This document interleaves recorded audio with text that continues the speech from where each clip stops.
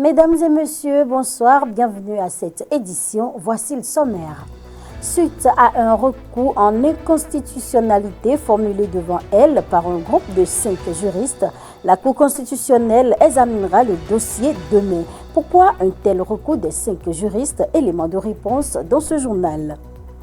Le mois d'octobre, communément intitulé Octobre Rose, est consacré à la lutte contre le cancer du sein. Dans le but de contribuer à la sensibilisation, une marche sera organisée le 26 octobre prochain. Les détails dans un instant. Voilà pour le sommaire.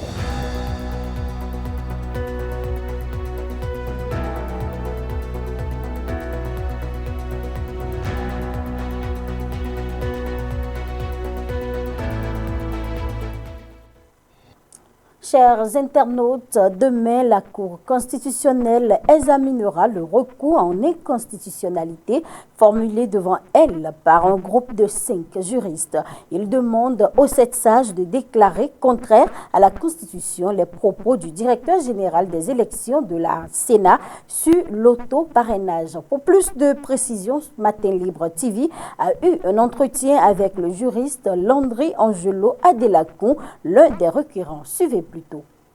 Les requérants sont connus, monsieur le journaliste, c'est moi-même, Landry Angelo Adelacon, comme vous le savez. Ce sont les collègues Miguel Cueto, Romaïk Zissou, Fréjus Atinoglo et Konaïd Akwe-Denoudje. Donc, nous sommes connus depuis, comme je l'ai dit, environ une dizaine d'années où nous sommes présents dans le contentieux constitutionnel, ce qui nous permet un peu d'imaginer toutes les possibilités que nous pouvons emprunter pour amener nos organes, nos juridictions, nos États à aller dans le sens de ce que le peuple veut pour davantage un climat de paix dans notre pays. Donc voilà un peu le groupe, c'est connu, c'est un groupe de 5 juristes. Et déjà, je voudrais rappeler que la requête a été déposée hier et hier même, la Cour nous a rappelé, donc à travers le greffe, pour nous dire que l'audience plénière est prévue pour le jeudi. C'est-à-dire que le jeudi, le peuple béninois sera certainement fixé, je dis bien certainement fixé sur ce qu'il faut retenir par rapport à la question de l'autoparrainage. Oui, déjà, lorsque vous observez très bien l'actualité dans notre pays depuis quelques semaines maintenant, elle est un peu cristallisée autour de certains points, notamment la question de la possibilité ou non de l'autoparrainage. Et donc, dans cette veine-là, il y a eu une rencontre des acteurs, notamment de la Sénat avec certains acteurs, les députés, et étendu aussi à certains acteurs de la société civile, au cours de laquelle le directeur général des élections a eu à laisser entendre que s'il est permis de voter pour soi-même, l'on peut également se donner le parrainage, donc s'auto-parrainer. Et face donc à une telle déclaration, et face donc à la lettre, tout au moins des dispositions du code électoral, notamment en son article 132, l'on se retrouve en difficulté. Il y a eu certaines inquiétudes. Et d'ailleurs, le débat ces derniers jours consiste à dire qu'il n'y a pas possibilité d'autoparrainage. Il y a un camp qui soutient ce que Mordicus, qu'il y a aussi possibilité d'autoparrainage.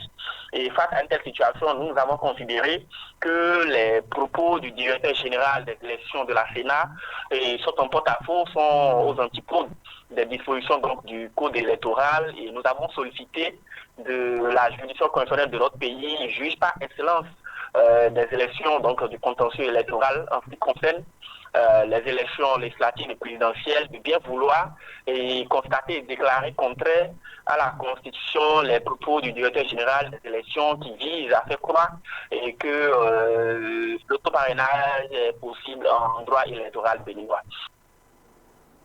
Dans le cadre de l'initiative Octobre Rose, il est organisé le 26 octobre prochain une marche contre le cancer du sein à Cotonou, suivie d'intéressantes activités. L'initiatrice nous en parle au micro de Romuald Roui et Espoir Bogbanou.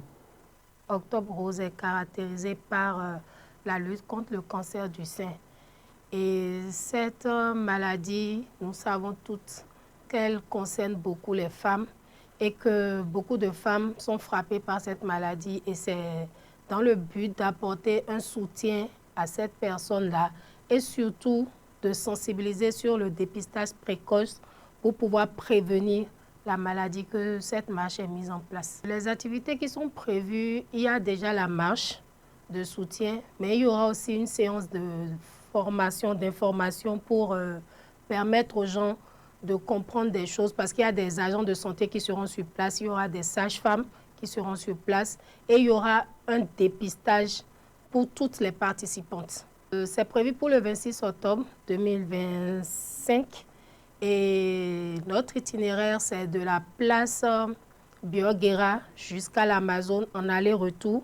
Et nous aurons un temps de pause pour la collation, le dépistage, les formations sur la plage sécurité plage qui se trouve juste à côté de la plage d'Erevan. Toute personne, que ce soit les hommes, les femmes, les adolescentes, toute personne qui est susceptible d'avoir le cancer du sein. Les inscriptions, c'est juste un t-shirt parce que pour l'harmonie de la chose, comme je l'ai dit, c'est une mage rose. Donc, il y a un t-shirt qui sera griffé mage rose by PAM et derrière ce sera écrit luttons contre le cancer de sein. Donc les t-shirts sont à 2500 francs et à 3000 francs. Le numéro sur lequel il faut s'inscrire, c'est mon numéro, c'est le 01 61 03 87 07. Il faut juste envoyer le dépôt sur le même numéro, donner son nom, sa taille et c'est fini. C'est l'inscription qui est faite. Nous allons démarrer exactement à 7 h du matin. Je voudrais dire merci parce que c'est une idée qui a été portée sur les réseaux sociaux et qui a pris une tournure à laquelle je ne m'attendais pas du tout. Je me suis retrouvée de 50 personnes. Aujourd'hui, on est déjà près de 200 inscriptions. Et franchement, je voudrais déjà leur dire merci. Et je comprends que cette maladie touche beaucoup de gens. Et c'est l'occasion vraiment de demander aux femmes de se faire dépister tôt. Parce que quand on connaît l'état qu'on a, on peut vite remédier à cela et ne pas aller jusqu'au stade grave où il faut peut-être enlever le sein ou être sujet de décès ou un truc comme ça. Octobre rose, symbole de lutte et d'espoir. Comme chaque année, ce mois est consacré à la sensibilisation au cancer du sein. Le mot d'ordre reste le même, se faire dépister tôt pour se donner plus de chances de guérir. Mais derrière les rubans roses, il y a des visages, des histoires, des cicatrices. Une femme qui a traversé l'épreuve donne son témoignage pour encourager les autres à ne pas attendre. Regardons cet extrait de l'émission Ma Santé, Ma Richesse. La partie qui me fatiguait, c'était pourquoi moi? Pourquoi 2 fois j'ai la poisse? Je me sentais poisseuse. Comment j'ai été opérée à 13 ans, 20 ans, ça revient? Est-ce que ça va continuer? Est-ce que ça va encore revenir? Et on parle du cancer du sein. Est-ce qu'un jour je n'aurai pas le cancer du sein?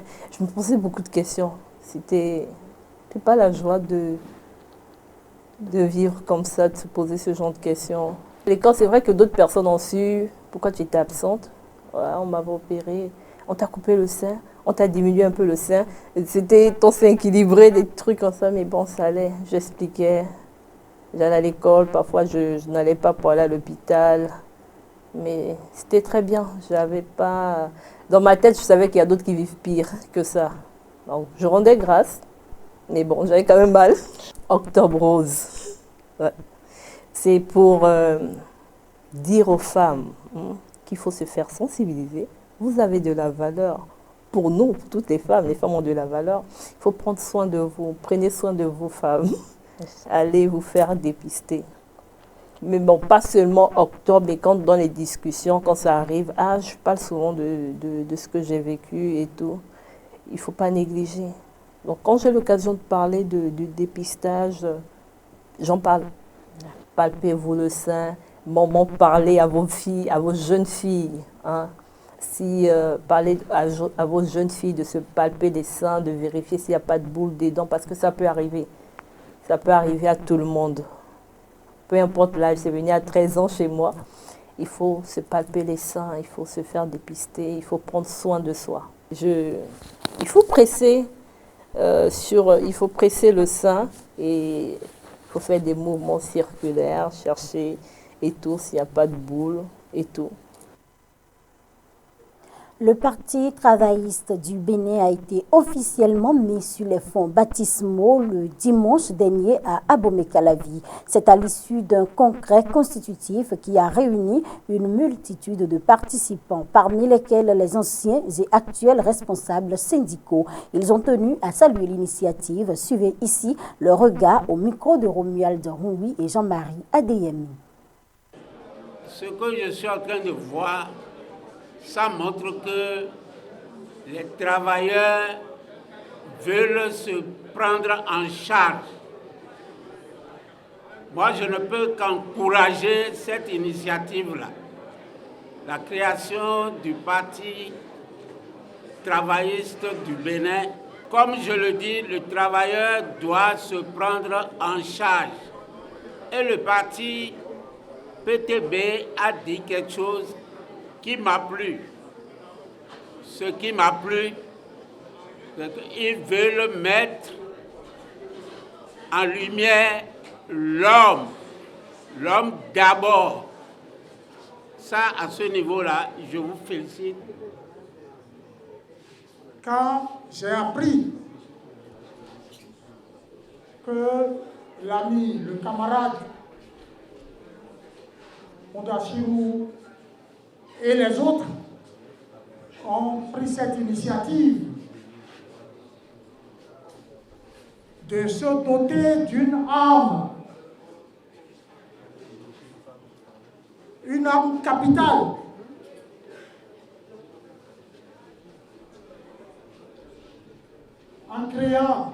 en prenant l'initiative de créer ce parti.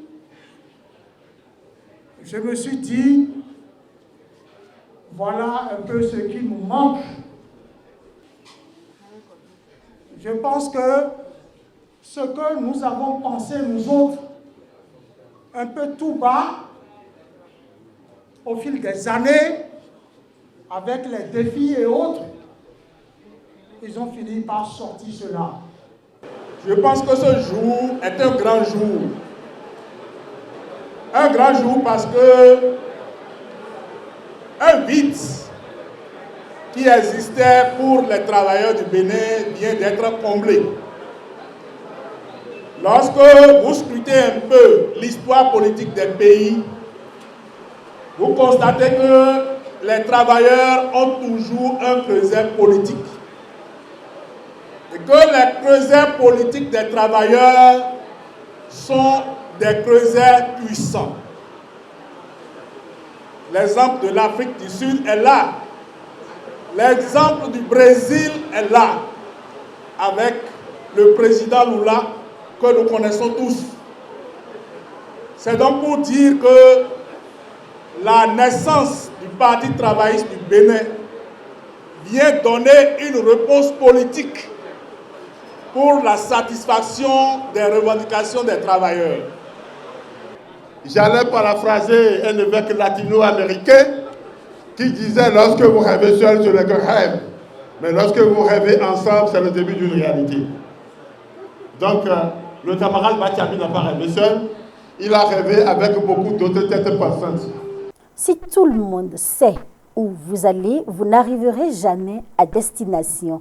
Laissez-les croire que vous dormez. C'est tout pour ce 20h. Merci de nous avoir suivis et n'oubliez surtout pas de vous abonner pour ne manquer aucune information.